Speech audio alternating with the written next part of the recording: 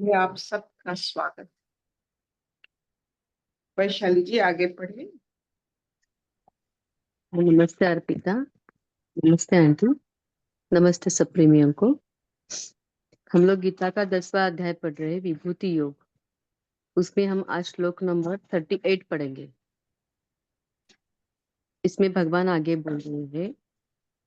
श्री भगवान उवाच दंडो दमयतामस्मि नीतिरस्मि जिगीषताम् मौनं चैवास्मि गुह्यानां ज्ञानं ज्ञानवतामहम् दंडो दमयतामस्मि नीतिरस्मि जिगीषताम् मौनं चैवास्मि गुह्यानां ज्ञानं ज्ञानवतामहम्। मैं दमन करने वालों का दंड अर्थात दमन करने की शक्ति हूँ, जीतने की इच्छा वालों की नीति हूँ, गुप्त रखने योग्य भावों का रक्षक मौन हूँ और ज्ञानवानों का तत्व ज्ञान मैं ही हूँ। हरिओम।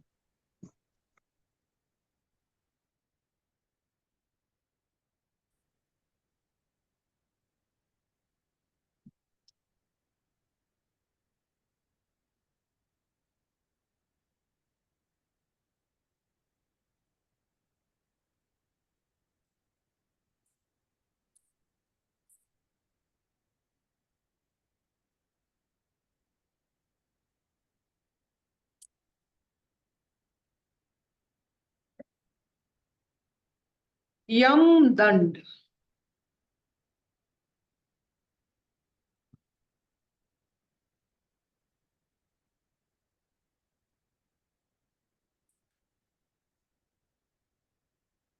दंड क्या?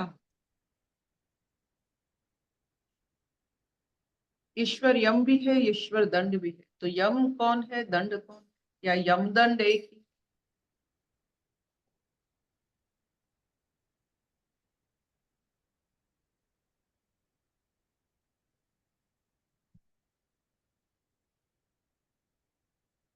दंड मतलब होता है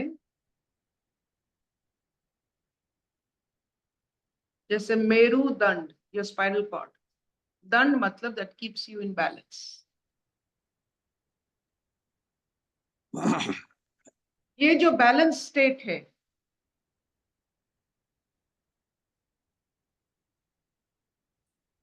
जो हर राजा को, सम्राट को देखनी चाहिए, ताकि किसी के साथ अन्याय ना हो। ये बहुत कठिन काम है, टू पनिश। बैलेंस रखना मतलब जो अनियमितता या कोई भी अगर इस बैलेंस को नष्ट करने की कोशिश करते हैं, उनको पनिशमेंट दिया जाता है। They have to be punished. हमारे जितने रोग हैं हमारे जीवन में, हमारे मानसिक अवसाद है, हमारे जितने शारीरिक अस्वस्थी है, वो सब दंड ही तो है। जीवन में आपने कुछ भी अनियमितता किया है तो उसका दंड भोगना पड़ता है। शरीर को उसका दंड भोगना पड़ता है, मानसिक स्थिति में उसका दंड भोगना पड़ता है। दंड को समझिए, बैलेंस को समझिए, हार्मनी को समझिए कि आप अकेले नहीं हो। एक सेव अगर है 12 जन खाने के लिए, तो 12 जन ही खाएंगे। आपकी बुद्धिमत्ता के कारण आप ही खाएंगे और कोई नहीं खाएगा। ये सबसे बड़ा अनियमितता है। ये समझ सबको चाहिए कि ये जहां जो है वो सबके लिए है। आप जितने भी वैभवशाली हो, जितने भी शक्तिशाली हो, अगर आप 12 जन का खाना खुद खा लेते हो, उनका जो भोग्य वस्तु है खुद भोग करते हो, दंड तो मिलना पड़ेगा। ये अनीति। चाहे कैसे भी आप सोचो, जो मन, जो स्थिति, जो परिस्थिति में आप रहते हो, आप अपना जो जितना आप व्यवहार करते हो, बड़े सूक्ष्म भाव से उसे दर्शन करके आप व्यवहार करो, ताकि दूसरों के ऊपर उसका कुप्रभाव ना पड़े। I will not eat so much that someone is hungry. मन से हो ये होनी चाहिए कि मैं किसी का खाना, किसी का जीवन का सुख, किसी का जो परिश्रम का फल, जैसे मैं किसी का ना चुराऊं।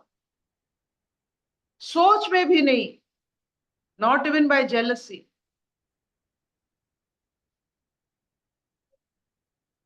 ये जेलसी जो सोच में हम दुर्व्यवहार दूसरों को करते हैं, वो भी दंड के लायक है। दंड को समझिए, और ईश्वर का दंड ना दिखता है ना सुनाई देता है, वो फलता है, वो एक फल बन जाता है, और शरीर और जीवन में वो फलता है, तो फूलता है। इसीलिए वो ईश्वर वो दंड है।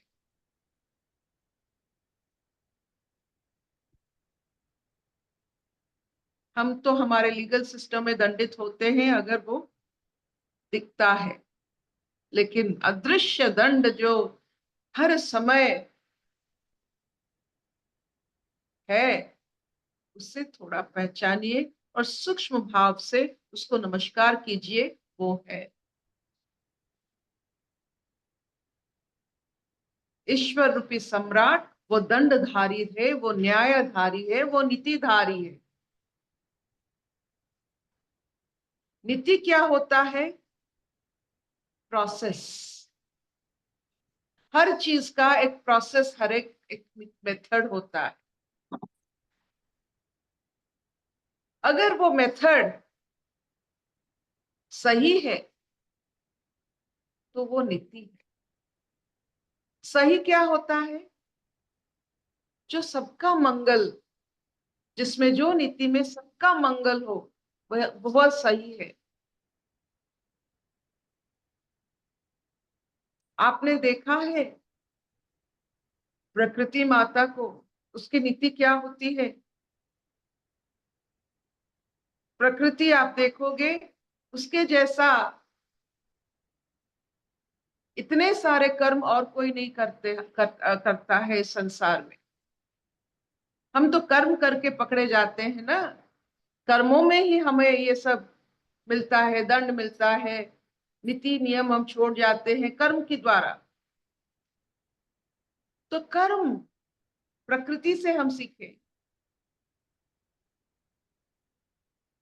प्रकृति अपने भीतर से इतने सारे कर्म करके हमें देती है, और हम उस कर्मों को भोग करते हैं, और उस भोग में थोड़ा सा भी ग्रेटफुलनेस नहीं है। हमने कुछ नहीं बनाया संसार में, सब कुछ प्रकृति बनाती है, और प्रकृति की बनाई हुई हर चीज को हम व्यवहार करते हैं, लेकिन शुक्रिया किसी का नहीं है। ये कौन सा नीति हुआ? मेथड इज शुक्रिया, मेथड इज ग्रेटफुलनेस। जो मेथड में आप ग्रेटफुल हो सकते हो, वही मेथड सही है। जो छुपाते छुपाते बनाना पड़ता है जो मेथड, वो सब गलत है। तो नीति is the method, the right method for anything is ईश्वर। वो मौन है।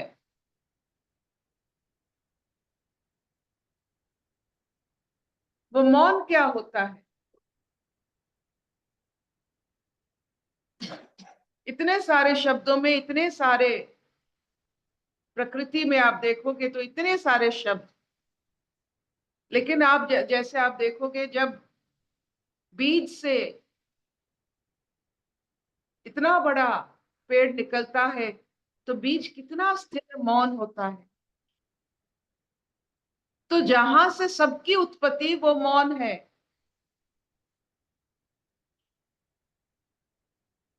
तो आप देखोगे जितने बड़े बड़े लोग और अच्छे अच्छे सोच, कविता चाहे लेखनी हो, वार्ता हो, साइंस हो, संगीत हो, वो कितने मौन है, क्योंकि उत्पत्ति करने वाले वो सोर्स यानी वो मूल को जानने के लिए, वो मूल मतलब मौन, मूल तत्व मौन तत्व है।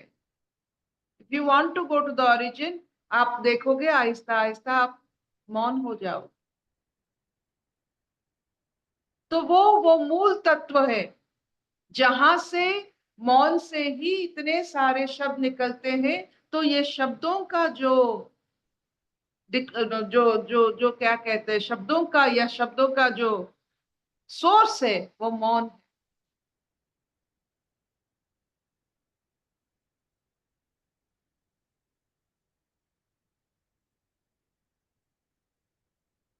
और जितने सारे विद्या है, जितने सारे कथोपकथन है, जितने सारे शब्द है,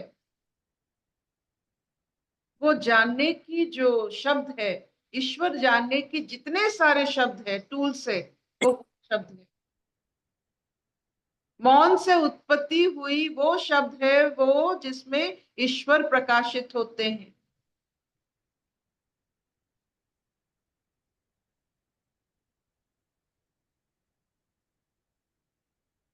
हम जिसे सोच भी नहीं सकते हैं, कृष्ण वो हमको अनुभव कराते हैं इस विभूति योग में कि कहां से सब कुछ सही होनी चाहिए। Our method should be wrong या our method should be right, our proceeding should be right. हमारा शब्द मौन से निकले, अगर शब्द निकले तो वो ईश्वर की प्रकाशित अवस्था हो, नहीं तो सम्राट का दंड भी है। और जब दंड भोगते हैं, हंसी खुशी भोगना पड़ेगा, दंड होने से फिर हम सही नियम के अंदर आ जाते हैं। दंड भी एक खुशी की कथा है। ईश्वर का दंड भाग्यशालियों को मिलता है। अगर मिल जाए, आप देखोगे युधिष्ठिर की सभा में जब एक एक कुकर्म चारों वर्ण ने किया है, जैसे एक कुकर्म शूद्र ने किया, वैश्य ने किया, क्षत्रिय ने किया और ब्राह्मण ने किया, एक खराब काम ये चारों वर्ण में हुआ, तो युधिष्ठिर ने सबसे भीषण दंड ब्राह्मण को दिया और सबसे कम दंड शूद्र को दिया। इसका मतलब क्या होता है? जानबूझ के अगर आप खराब काम करोगे तो दंडित बहुत ज्यादा होगा। अगर जीवन में दंड है तो ईश्वर है। If you are being if you are facing problem, if you are facing, that shows that ईश्वर है। नहीं तो स्मूथ राइड होता, फ्रिक्शनलेस जर्नी होता, कोई चेक एंड बैलेंस है। That's very important. हमारे सब इच्छा पूर्ति नहीं होता है, चेक एंड बैलेंस है। सही इच्छाएं पूर्ति होती है, गलत गलत इच्छाओं का दंड मिलता है, चाहे अभी हो या 10 साल बाद हो, ये दंड मिलता है। इसका मतलब है ईश्वर है। ये अदृश्य शक्ति जो सबको चलाती है, उसे मान लीजिए, दंड को स्वीकार कर लीजिए और दंड से बहुत परिचित हो जाइए। दंड मिलता है यहाँ, कोई देखे ना देखे दंड मिलता है। भयभीत होने की जरूरत नहीं, ईश्वर की अनुभूति होने की जरूरत है। दंड मतलब ईश्वर, ईश्वर के सिवा और कोई दंड नहीं दे सकता। किसी के माध्यम से जरूर मिलता है, लेकिन दंड ईश्वर नियोजित है, मनुष्य नियोजित नहीं है। क्या इतना चलेगा? कोई मनुष्य आपको कोई दंड नहीं देता है, कोई मनुष्य आपको कटु कथा नहीं कहता है। ये आपके तरफ आने वाला ईश्वर का ही नीति है। No one can harm you, unless ईश्वर wants. Never say कोई मनुष्य आपके साथ गलत किया नहीं हो सकता है। कोई मनुष्य किसी का गलत नहीं करता है, माध्यम बनता है आप ही की कर्मों को आपको बैलेंस मोड में लाने के लिए। अशतो मा सद्गमय तमसो मा ज्योतिर्गमय मृत्युर्मा अमृतंगमय सर्वे सुखिनः सन्तु सर्वे सन्तु निरामया सर्वे भद्राणि पश्यन्तु मा कश्चित् दुःखभाग् भवेत्। ओम शांति शांति शांति। भयभीत मत होइए, दंड को स्वीकार कीजिए, नीति में विश्वास रखिए, और सबसे बड़ी बात, ये सब मौन से आप अनुभव कर सकते हो। The more silent you are, you can know what has gone wrong where in your life. क्या इतना चलेगा दिव्या जी? बिल्कुल, बहुत ही सुंदर। ये जैसे आपने बोला ना, you can't see it but होता है, पनिशमेंट मिलती है वो पता नहीं, दिखता नहीं है, वो भगवान की लाठी जो वो क्वाइट होती है, वो सब अब समझ आता है। और ये सही है ना, बिकॉज उनका उनका उनको इतने बड़े ब्रह्मांड को चलाना है, तो दंड ना होने से सब कुछ नष्ट हो जाएगा। दंड एक ऐसा शब्द है जो आप उसके साथ नृत्य भी कर सकते हो। हमारे यहाँ उड़ीसा में एक दंड नृत्य है। दंड का मतलब होता है एक स्टिक। तो वो दंड नृत्य क्या होता है? दंड नृत्य है, आप मानते हो दंड को, जो मानते हैं वो दंड नृत्य करते हैं। ये मानना कि हमारे जीवन में जो कुछ भी हमें मिला नहीं मिला, हमें स्वीकार है, ये एक नृत्य है। आपकी स्वीकृति एक नृत्य है। कर लीजिए और देखिए उसका असर कैसा होता है। स्वीकार कर लीजिए। कोई इंसान किसी का कुछ नहीं बिगाड़ सकता, कोई नहीं बिगाड़ा अभी तक। कोई इंसान का कोई मायने नहीं है, वो माध्यम है। No one can harm you.